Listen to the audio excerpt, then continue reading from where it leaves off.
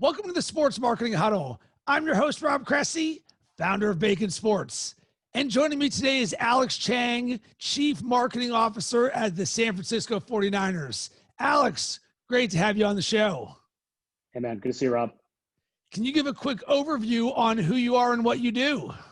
Yeah, no problem. Like you said, I'm the CMO of the 49ers. So my job is to oversee all of our external marketing communications. So everything from branding, advertising, media, digital, social. It also includes in-game entertainment, experiential, as well as corporate communications. So you got a few things on your plate that you're working on. But what I'm really excited to jam with you about is the 49ers have a new campaign coming out called Faithful to the Bay. And I want to sort of go down a few of the different things about it because I think it's extremely interesting on multiple levels. One, in the current landscape and climate that we're at, sports fans, we're craving football. And for an organization, I'm curious how you've been able to manage getting through this, managing your expectations and the fans' expectations. Yeah, man. I mean, it's really been a difficult and I think really unique past 6 months for all of us, no matter what we're doing. You know, for us personally as a team, we were just coming off of the Super Bowl and sort of in a little bit of that post-season lull and getting ready for the start of this season, which at the league year starts with the draft. That's when the pandemic hit, and then we started to have to pivot and figure out how we change our approach to marketing all around, right? Because even like the draft is a great example. That event's supposed to take place in Las Vegas. It's a jewel event for the league. They've done a really good job activating that as a live event in those cities. So last year was in Nashville. This year will be in Vegas. They expected 50,000 plus people to be there for that event. And obviously the television product for the millions of viewers at home, and all of that had to shift very quickly. And you guys saw the end product. You know, you had Goodell in his basement announcing picks. You had, you know, the cam set up with all the different draftees in their homes, very DIY style. I think what we found from that, and I think is a good indicator of kind of sports in general, is that at the end of the day, the production value really was secondary to the content. Meaning what people cared about, and especially at that moment, because it was one of the few kind of live things happening in sports up to that point in the pandemic, people want the content. People want to understand like what's happening with their team. Who is my team going to pick? Who are the studs going to be? Who's falling down the board? Who are some of the late round steals? The ratings, when you looked across, you know, linear and digital, were record for the draft, right? And it probably comes as no surprise now thinking about it, but at the time, there was a little uncertainty about it because there were a lot of things going on, and people knew that this wasn't going to be the bells and whistles and fireworks and all of that you normally expect. But it worked, and we've seen that kind of play out throughout the course of the offseason. Is that fan interest remains extremely high as long as you're getting them information they need and the content they crave. How you do it doesn't need to be necessarily what you did in the past.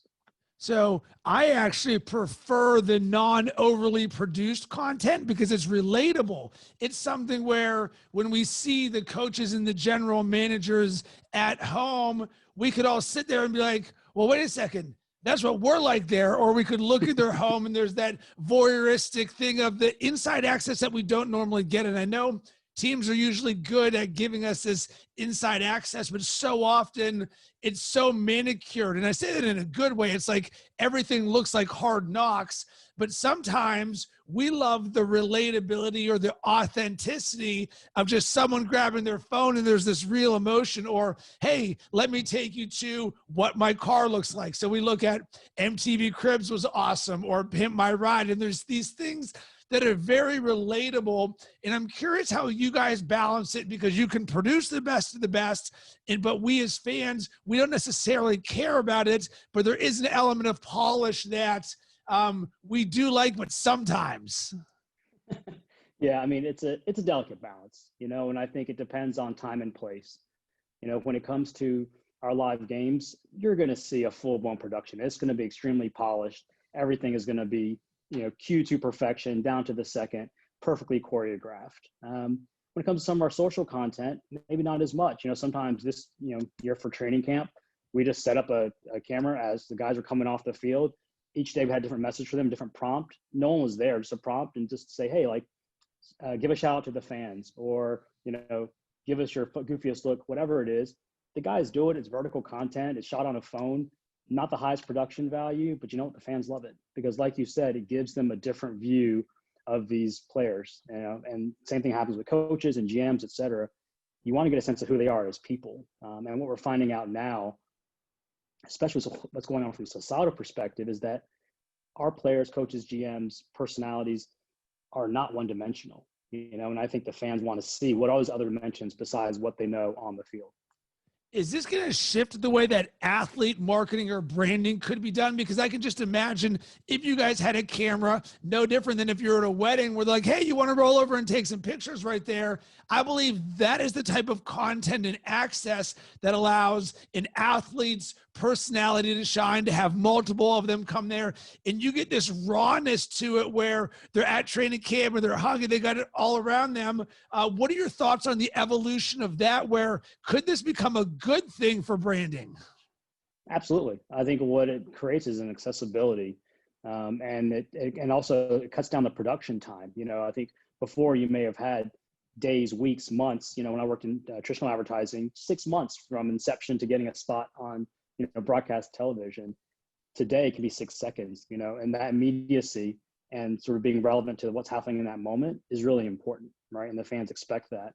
But yeah, I mean, it's funny, like the best performing content that we see are the things that you just wouldn't see anywhere else and you wouldn't expect to, but it's things like these just mic'd up side conversations when, you know, Kittle is talking about Avril Lavigne and Singing Skater Boy, right? Or like when she's talking about, Celine Dion, you know, it's just these weird kind of one-offs. Or Richard Sherman's asking a teammate, like, is this Da Baby or is this Lil Baby? You know, and they have this whole conversation about the difference between the two babies. I mean, things like that, I think, are really entertaining for fans, and it gives them something that we as a team can provide because we have that access, and they aren't going to see that, you know, when they read their traditional sports media. Is there a potential evolution for the team to almost act like an agency for the athlete? So take someone like George Kittle. He's got a huge personality. Everyone would love to get more of him, but he's not exactly sitting there being like, hey, here's my podcast team or my video team, or he might be, but really the ability for us to duplicate that where you say, listen, we know the process. We know what you're looking to accomplish. So could you say, hey, anyone who's part of the 49ers, we can help you create your own YouTube show to become more digital and recreate the way that athletes now see themselves more as brands, and they've got the access, they've got the audience, and you just help them facilitate that, but maybe in a way that isn't so it's only put out by the 49ers, but maybe it's in together 49ers and the athlete brand. Yeah, I mean, our job is to support our athletes whatever way we can, right? First and foremost, our job is to help them win games on the field. Secondly, yeah, of course, off the field, we want to help support them. And in a lot of cases, that involves helping build their brands, giving them that exposure, giving them a platform to let their voice be heard, and get them out there. You know, Kittle is someone, is a really good example where coming out of college, he was under the radar, right? Like he was 5th round draft pick. Not a lot of people knew about him. Some potential was there, but didn't put up, you know, sort of big numbers in college like you would want to see from in terms of like receptions and yards and touchdowns and all of that. Came in, you know, shattered the tight end receiving record for a regular season. Then people started to understand that he was a stud football player, but still didn't know who he was as a person. It was after that, you know, when we started to really think about focusing on George and like getting his personality out and finding out these little quirks about him. You know, the guy loves WWE. Like he's a hardcore wrestling fan, right? The guy is so funny, very approachable, down to earth, gets along with everybody, is basically like a goofy dude on the sidelines. But then as soon as the whistle blows, he's all business. And it's that type of thing that we like to show fans. And I think for us, if we can help expose that to fans and to brands and help grow his brand that way, we certainly want to do that. So let's talk about the Faithful to the Bay campaign that the 49ers are launching. What was the inspiration behind it? Yeah, you know, I think we were looking at a campaign that we had for about 5 years. And the phrase was faithful then, faithful now. And I think as we were looking at last fall, my feeling was it was time to move on. And what I wanted to do was find something that was forward-looking, because the 49ers have a storied history, no doubt about it, 5 Super Bowl rings. But the reality is, for younger fans, you know, people my kids' age who are 11 and under, that is just a couple of pictures of guys in a history book. They didn't live through that. They don't remember it like I did. And so as we're trying to build the next generation of fans, I think looking forward is really important. The second thing we wanted to do was create unity amongst our fan base. We have one of the most diverse fan bases in all of sports. And when I say diverse, I'm talking about everything: geography, ethnicity, age, gender, etc. It runs the gamut. And the one thing that we found that kind of binds them all is the idea of faith, right? And our fans are called the faithful. That's what we call our fan group. And we love this notion of faithful to the Bay because it sort of creates both sort of civic pride and unity, but it also helps capture the spirit of this area. I'm not from the Bay Area. I lived in New York for 20 years. I grew up in North Carolina. I've been here for about a year and a half now, and I'll tell you the vibe out here is very unique. The Bay Area is something that it just feels different. You know, the innovation, diversity, culture, just the energy here is a very unique thing. And the Bay Area isn't just one thing. You know, we have 9 counties, a lot of different cities that have different personalities. And we know the 49ers are something that can unify all of those groups. And so that really was the spark for the concept of Faithful to the Bay. So when speaking of unification, let's talk about the role of user-generated content, because one of the things that I love as a marketer is people always love to see their name in lights. You give them a shout out, boom, they're going to tell everyone in the world it is the best form of marketing. And I can imagine with an organization like the 49ers who have been so successful, you guys have fans all over the place, including the Bay. So the amount of user-generated content you create, there's probably a plethora of it there. But what role do you see? Because for me, I feel like it's the best form of marketing because it's the most authentic, it's the most real, because you look and you're like, I am like that fan. No doubt. You know, I think fans ultimately are the embodiment of the team and of the brand. And we want to make sure that we celebrate them, we showcase them, and we give them the tools they need to create that content, you know, and show their pride. A lot of what we thought about the campaign actually was derived from that. Even like the hero logo for the campaign, that arched Faithful to the Bay, that design was based off of iconic 49ers jacket. They have these gold satin jackets that were iconic from the 80s. Starter made them in the 80s and had 49ers written them. Like, yeah, right. And so these are these jackets that people really cherish. They're one of these like holy grail type items. You find like the original starter ones on eBay and whatnot. But the way they wrote 49ers on the back was with that arch, right? And with that typeface. So things like that were important to us as we developed this campaign because we wanted to pull from history and things that people have pride in.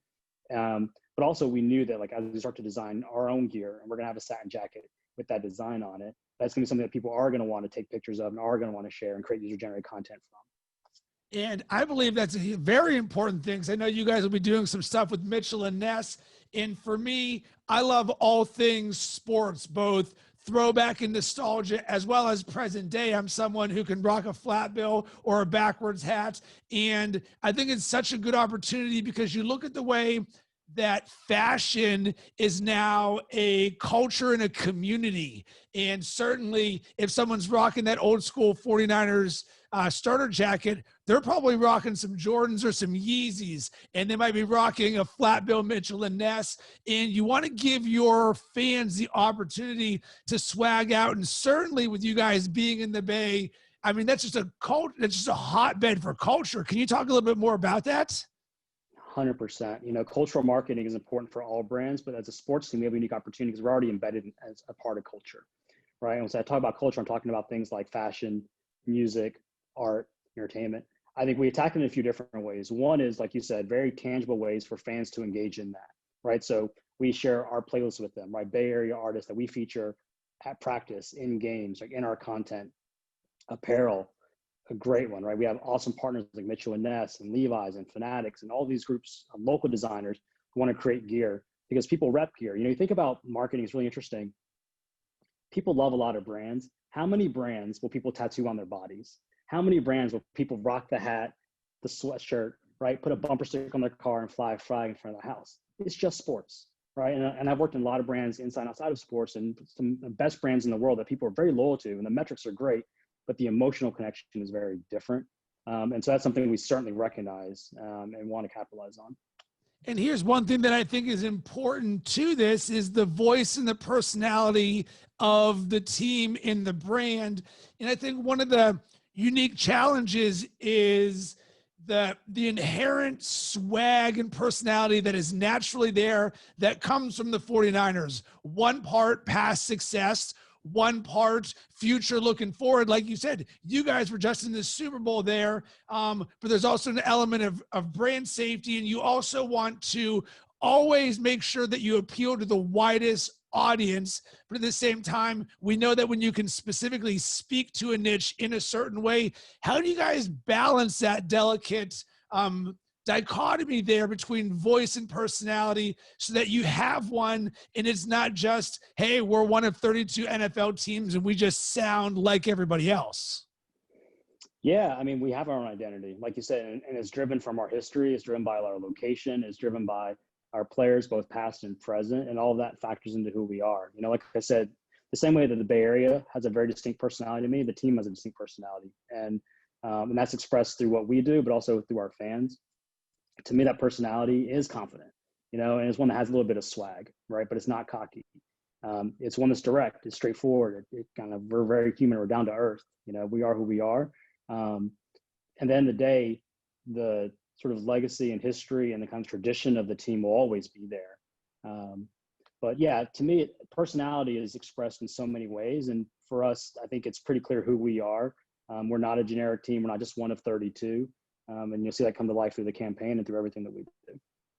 One thing I'm curious on, which I think would be good insight, is it's always nice when everybody's winning, you're going to the Super Bowl. It's easy to create marketing. You're like, boom, our marketing is popping right now. But guess what? You play in the NFL where you do inevitably lose games. How do you guys handle that? Or what is the mindset surrounding when you might lose and the marketing process around it? Yeah, I mean, look, you have to be contextually relevant and understand kind of like where the emotions of your consumers, in our case fans, are at that moment in time. But at the end of the day, people love sports because of the ups and the downs. They don't want to admit that, right? But the reason why people love sports so much is because the emotional connection, and they can live vicariously through that connection, right? With other fans, through the players, et cetera. And that's riding all the waves, right? And the highs make it worth it and the lows make it really hard. But it's the journey that you go through. It's why people stick with this. So from a marketing standpoint, you don't hide and you don't get quiet if you're not playing well, but you recognize the situation, right? You're not going to be doing things that it might be a little bit more off color or goofy or like overly celebratory if the team's on a losing streak. Like that just doesn't make sense. Like you're not reading the room, but you also don't go hide in a cave, because at the end of the day, your fans are still out there and they still love your team regardless of what's happening. Can you talk about working with influencers? Because guess what? Among a fan base, you're going to have some select few that stand out, that are notable, and what it is like working with them. Because oftentimes from the outside, we may see a picture of a celebrity, whether it's Andy Samberg in the Lonely Island Crew, or I think I saw a picture of Nate Diaz. And how do things like that manifest? Are you guys actively seeking that out? And what is the response like for them? Because they may be huge in one area, but then all of a sudden you take them and put them in the 49ers area, and they're just like little school kids like, oh my God, I can't believe I'm here. No doubt. They're fans like everybody else, you know, and in my past, I worked on the brand side. Again, some of the best brands in the world, mostly for brands, influencer marketing is about someone getting paid, right? You got to show them the bag in order for them to show up with your product and do the post and all that. And it's very forced, very contrived, and consumers know it. They can smell that out. For us, man, it's completely opposite. These are real fans. These are fans who are reaching out to us saying, hey, I love the team. What can I do? Like, can I come down? I want to meet the guys. I'd love to be able to come to the game. Like, I'd love to just help you guys any way I can. I'm an artist. Can you show, can you feature my music? I do street art. Is there something I can do for you guys? I'd love to do a mural for you. You know, for us, working with influencers is really nice because it is truly an organic relationship. We don't pay anybody, right? For us, influencer marketing is about showing kind of our best fans and our most loyal fans and ones that have a lot of reach some love, and they show us love back like any other fan. Alex, one thing I'm big into is success mindset. So there's a lot of people who are going to be watching and listening to this who see you in your position is like, wow, I would love to have the opportunity to be the CMO of a professional football team one day. But of course, that does not happen overnight. So can you share some insight into sort of your success mindset in terms of what it takes to get from where you started to where you are now that we might be able to implement on our end? Yeah, for sure. This wasn't a planned path. I was pre-med in college. I kind of weaved my way. I started working in the late 90s in the first dot-com boom. And I kind of navigated my way through the first wave of the dot-com boom in the late 90s, early 2000s, doing more traditional marketing, then moved into sports entertainment marketing specifically, worked on brand side, agency side, and now on the team side. What I can tell you is throughout that entire 20 plus year journey, I think the key for me was continuing to take chances and continuing wanting to learn something different. Like I said, starting as a pre-med bio major and being a CMO of an NFL team, like there is a logical path to that. No one can map that out. And I didn't map it out. It was a series of moves every 2 years, every 18 months, every 3 years, saying, what's the next best opportunity for me? What's getting me excited? What's something I want to learn more about? What's something I think could be really cool? I've always been a sports fan. And so the personal interest has always been there.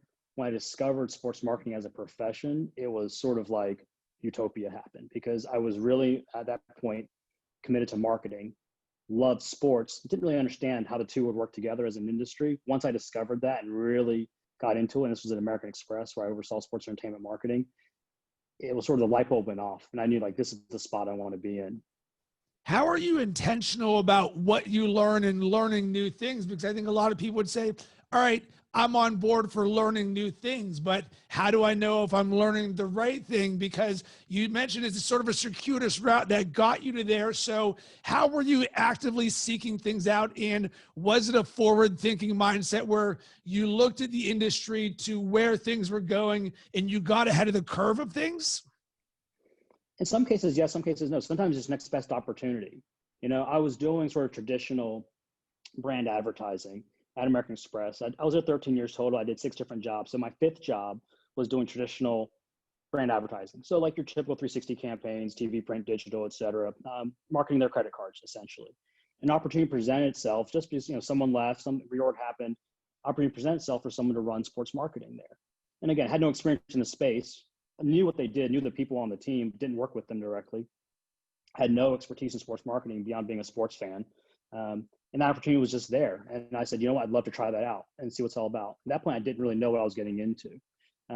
In other cases, like, over the past 2 years, for example, you have to recognize gaps that are there and be more proactive about it. You have to say, you know what, I don't understand TikTok, but I better start figuring it out, because that's where eyeballs are going. That's where people are paying attention to, but we're spending time on. So let me understand that space. So, there's no perfect answer. I think sometimes opportunities are there and you have to figure out, is it time to make a move and be aggressive about it? And sometimes it's really sitting back and being honest with yourself and saying, you know what, there's an area that I feel like I should know more about and I don't, and going and pursuing it. What helped separate you? Because even if you didn't have a ton of experience in something, you're great at a lot of different things to be able to continue to move and do these opportunities. So there are going to be a lot of people out there who say, all right, well, I may not have experience, but I know I'm an ace when it comes to pretty much everything. So was there a secret sauce or something that you did differently that helped contribute to this? No, I think it's just, you got to grind, and like I said, you got to be willing to learn, and kind of walk into the room not feeling like you're the smartest person in the room. Learn from those around you. I had so many people in my career mentor me and help me grow. And that's one thing great about the sports industry in general. It's a really tight-knit community, as you know, Rob. It's a really small group of people. Everyone kind of knows everybody. And what's nice about that is you have these relationships that sort of span beyond what job you're in at that moment in time or point in your career. You have connections that you make early on that stay with you throughout. And I've had that same experience. And so for me, it's been spending a lot of time like learning from those people, sitting back and observing them, having deep conversations with them, getting advice from them throughout my career. And that's really helped me all along the way. I got to tell you, this is an awesome job that I'm in now. It's phenomenal as a marketer to be a CMO. That's where you want to be. As a sports marketer, to be in the NFL, that's exactly where you want to be. And then to be in this market with this team and the future they have in front of us right now, it's incredible. But I would say that these types of things are achievable, but you got to grind. Like, this isn't going to fall into anybody's lap. You got to grind. You got to be aggressive. You have to take charge of your own career. And what I really take from what you say is the power of relationships and your long-term mindset in it, that it may not necessarily just be about yourself, because there is going to be a give and take between the people who are going to mentor you or help you, or where you're going to be able to learn from them, and your ability to continue to cultivate. Because like you said, we are a tight-knit industry of people. And that's the exact reason why I created this podcast in the first place, was I wanted to be able to have conversations with awesome people like you. More importantly, I wanted to learn from people like you. So it's like, I could send you a cold email, but guess what? Probably not going to get a response. However, you go ahead and create a podcast and say, hey, let's talk about your success mindset, what you've got going on. Let's share that with others. And for me, I guess the best piece of advice I would say for people is continually double down on relationship building. And sometimes you may not see the immediate reward today, but I promise you, if you continue to double down on that, it will be the gift that keeps on giving. Yeah, no doubt. I mean, there are lots of young people who reach out to me, hit me up on LinkedIn just to connect, and I think that's great. And I'm happy to give advice because I was given so much advice. And I think most people in our industry understand that reciprocity because they benefited from that, right? And they want to pay it forward as well. So yeah, that's great advice. I totally agree. Alex, I'm really excited about the Faithful to the Bay campaign. I saw the deck that was sent over. You guys did a phenomenal job. Where can people find out more about that in the 49ers? Yeah, I mean, easiest way is follow us on social, hit us on our website. We're launching the campaign September 9th. And we're going to stick with this for a while. This isn't going to be a fly-by-night thing. You're going to see this for years to come. We'll continue to build on it. We're looking forward to working with, our players, my team, our fans to be a part of it. And Alex, where can people connect with you? From a business standpoint, LinkedIn's the best spot. They can hit me on LinkedIn and we can take it from there. And as always, I would love to hear from you about this episode. I got 2 questions. Number 1, who is your favorite San Francisco 49er? For me, strangely, the first person who popped into my head was Tom Rathman. I think about my watching football as a little kid, and boom, there's Tom Rathman. Of course, there's Jerry Rice and these Joe Montana guys. But nonetheless, I love the obscure athletes. And number 2, I would love for you to check out the Faithful to the Bay campaign. What stands out to you about it? Hit us up and let us know. You can hit me up on all social media platforms at Rob Cressy. Would love to jam with you and build a relationship. I'll send out anything good that gets sent in.